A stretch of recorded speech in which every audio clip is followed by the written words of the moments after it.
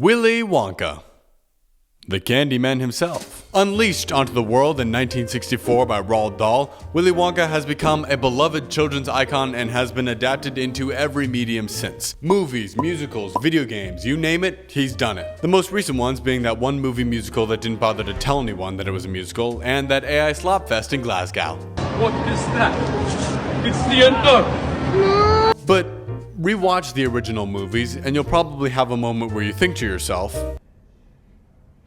did that kid just die? See, Wonka's factory is sort of infamous for its child endangerment, and today we'll be looking back at the original book, the 2 movies, and the 2 stage musicals to see if that reputation is warranted. Spoilers, the Tim Burton movie might be the least disturbing. Hey, quick editor's note. So the script was finished and it was the day I was filming this when I found out about the UK tour version of this show. And I was just so shocked and baffled by the clips of it that I could find online that I knew I couldn't include it in this video. But that was all. I just wanted to acknowledge that, I knew it existed. So join me. Come aboard my paddle/giant pink seahorse boat as we go down the metaphorical psychedelic nightmare tunnel of this video. There is no earthly way of knowing He's singing. which direction we are going.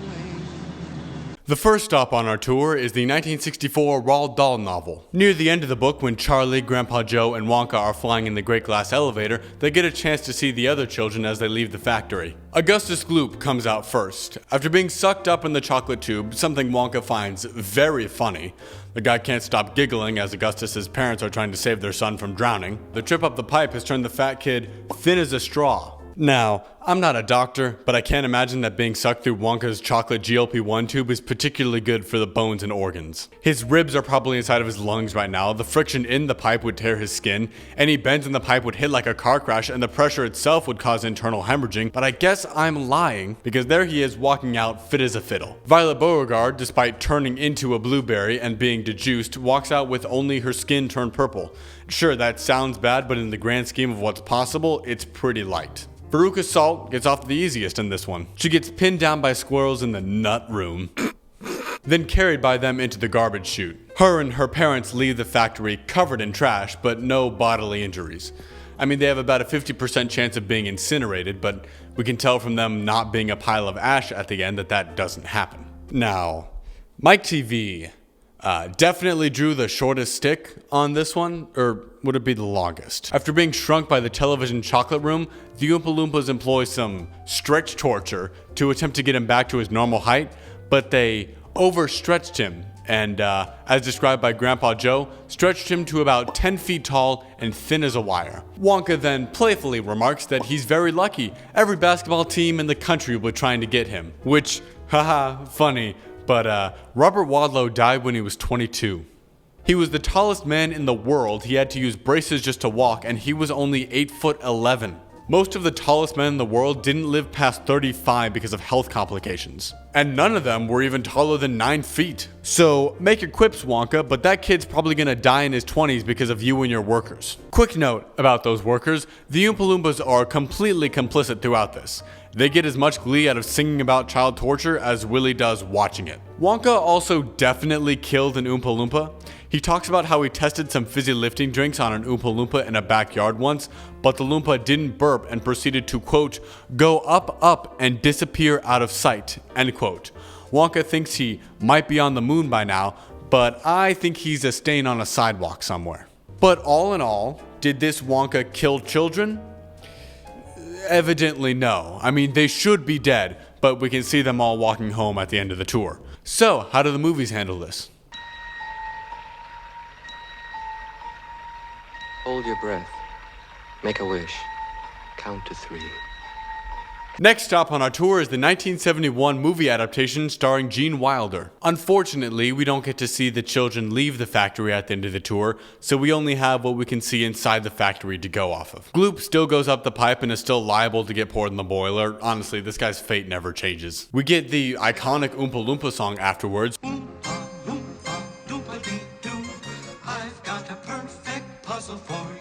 which was, among other songs like The Candyman and Pure Imagination, written for the movie by Leslie Bricusse and Anthony Newley. Man, if I had a nickel for every time I mentioned Leslie Bricusse and Anthony Newley in a video essay of mine, I'd have 2 nickels. And I could probably buy some of the candy in this movie.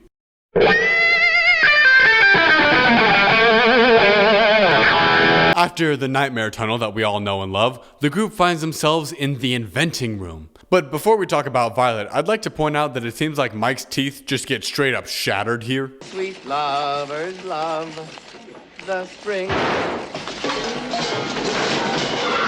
I mean, his teeth aren't visibly cracked in the rest of the movie, but like, look at that. Kid gets knocked backwards. His mom even says, "Your teeth!" There's just no way his mouth is fine after that. Anyways, Violet gets turned into a blueberry, dejuiced, the whole thing. You know the deal. Would you roll the young lady down to the juicing room at once, please? What for? For squeezing. She has to be squeezed immediately before she explodes. Explodes! It's a fairly simple operation. Veruca Salt's demise is a little different in this version. She still goes down a trash chute, but instead of the nut room, it's a room with geese laying golden eggs. After getting her own musical number, which none of the other kids get, by the way. What, you think you're better than us, Veruca? Yes.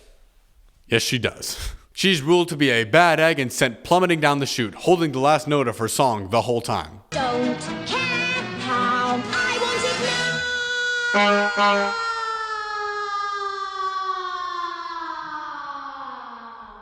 According to Wonka, she has about a 50% chance of getting incinerated. Mike TV gets sent through the TV. Wonka tells the Loompas to stretch him out, and the Loompas clearly know that they're about to fuck this kid up. What's he saying? No, I won't hold you responsible. This instruction from Wonka also makes Mike's mom pass out or something. Now, my dearest lady, it's time to say goodbye. No, don't speak. For some moments in life, there are no words. Run along now.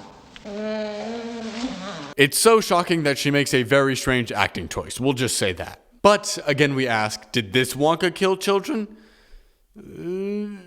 Maybe, possibly, it's unclear. He assures Charlie that they'll be returned to their terrible old selves, but for some reason, I don't know why, I don't trust him. Good morning, Starshine. The Earth says hello. This next part of our journey is a little divisive. Tim Burton's adaptation, aside from all the added daddy issues at the end, is a pretty faithful adaptation of the original book. The Oompa Loompa song lyrics are taken directly from the book, the scenes inside the factory are accurate, and we once again see all the kids leaving the factory after the tour. Augustus gets piped again, you know the deal. We do get to see him violently drowning in the boiling chocolate this time. That's cool. Add that to the laundry list of reasons this would kill him. He does not get the same slim, thick transformation that Book Augustus got. Instead, he's like, maybe partly made of fudge? Augustus, please don't eat your fingers. But it tastes so good. Either I'm reading too much into the fact that he has chocolate on his hands, or Wonka did some fucked up alchemy to turn this boy into a sentient piece of fudge. For Violet Beauregard, the Loompas really wanted to add insult to injury. Or I guess, just more injury. While they're macarenaing about the kid's traumatic experience, they also do a whole acrobatic routine on her still very made of flesh and nerves body. Also, that scene probably gave so many people an inflation fetish. In addition to her blue skin, she has also acquired some pretty insane flexibility. Maybe that gave some people a fetish too. We also get the same fate as the book for Veruca here. She gets carried down by the squirrels into the trash chute in the nut sorting room, and gets the added bonus that the incinerator isn't even working at the time, so she gets off pretty easy. The same can't be said for Mike, however. At this point in the movie, I guess the Oompa Loompas were pretty tired of just watching all the child torture happen, and they wanted to get in on it themselves. Mike TV gets rocked and socked, thrown into a frying pan, crushed by a guitar, and gets straight up swatted like a fly. Oh, and I guess we can also throw in sexual assault for non-consensually throwing him into a shower with a naked man in it. So, broken bones, third-degree burns, and trauma. Again, it is a miracle that he's even walking out of the factory normally here. But there's a huge problem with this picture. None of these children are dead. Man, I was making this video to kind of point out how crazy Willy Wonka is, but it's kind of just making me sound crazy. We're 3 titles in, and I haven't been able to definitively prove that any Wonka has killed children.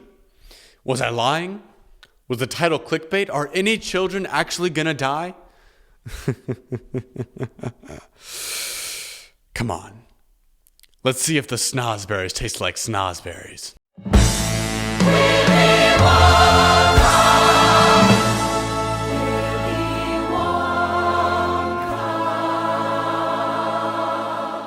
The fates of the children are pretty similar in the Broadway and the West End version, so I'll be treating them as the same thing, adding distinctions when necessary. Gloop goes up the pipe. You'd think he would have learned after the third time this happened. And the Oompa Loompas are straight up sadistic. Once round, twice pound, time to make the fudge. Stretch, strain, cause pain, time to make the fudge. I'm telling ya. They are dead set on turning Augustus into fudge, and based on the outcomes of the other kids and the fact that we don't see him again, I'm inclined to believe that they actually did. Speaking of the other kids, after Violet turns into a blueberry, they don't even bother getting her into the juicing room. She just keeps swelling and swelling like a balloon until one of the Oompa Loompas shoots her with a blow dart, exploding her and splattering her father with the skin and guts. Only the shoes are left intact, and then Wonka, ever the sympathetic type, tells the father to go scoop the remains of his dead daughter out of the machinery, lest it ferment. But that's not even the worst one. On the West End, Veruca Salt gets sent down the trash chute to be incinerated, whatever, who cares. On Broadway, she gets torn limb from limb by anthropomorphic squirrels. No more egg sorters or trash breaking your fall. Now the Oompa Loompas are singing about breaking your spine and dislocating your joints. And unlike the other children, who are at least given the grace and courtesy of dying off stage, Veruca gets cracked and shelled like a bad nut in front of full view of all the children in the audience. As we tear her apart from limb to limb. Ah, bad nut. Mike TV, at least we know, escapes with his life. Except this time, instead of being life-threateningly tall, he's stage shrunk and is taken away in his mother's handbag as she says this to him. He's saying, now I'm small and my mommy can look after me all day. Just like I did when you were a little baby. Mommy's got a brand new little helper now. I don't really want to get into what that could mean for him. You got issues, lady. So, did this Wonka kill children? Yeah. Kinda a decent amount. A couple. At least 3. And so we've reached the end of our tour. We've gone through all the major titles, and now the only question left is, what kind of charges would each Willy Wonka be facing for their tours? Now, take this with a grain of salt. I am not a lawyer. I'm just some 20-year-old kid with his heart on his sleeve and the world in his eyes. Also be aware that I'm only looking at the charges as they relate to the children. I'm not going to be focusing on any of the OSHA violations or the business practices or anything like that. So, Book Wonka. Multiple counts of reckless endangerment of a child, child endangerment, involuntary manslaughter for the Oompa Loompa, and conspiracy. Gene Wilder Wonka. Reckless endangerment of minors, aggravated battery, that's for Mike's teeth shattering in the inventing room, child endangerment in a hazardous workplace for the Nightmare Tunnel, and criminal negligence. For Johnny Depp's Wonka, multiple counts of reckless endangerment and battery, aggravated assault and battery by Oompa Loompas, child endangerment resulting in serious bodily injury, and aiding and abetting assault. Musical Wonka. Multiple counts of murder/manslaughter, aggravated assault and battery with a deadly weapon, child endangerment resulting in death, conspiracy to commit murder, and desecration of a corpse for scooping Violet's remains. So all in all, I started making this video because I thought that Willy Wonka was a darker character than people remembered, and I thought it would be fun to remind people of that. But I was wrong. I ended up just proving to myself that the version that most people know is actually less dangerous than I remember. Sadistic, sure, absolutely, but not as much child murder. So to wrap it all up, did Willy Wonka kill children? No, not really. I mean, in the musicals, yes, but not in the version that everyone knows. But maybe the real dead children were the friends we made along the way. All right, everybody, gather around. The candy man is here. Now, what kind of candy you want? Sweet chocolate, chocolate malt candy, gumdrops, anything you want. It's a wrap. Come to the right man because I'm the candy man. Who can take a sunrise? Sprinkle it with you. Cover it with chocolate and a miracle or two. The candy man.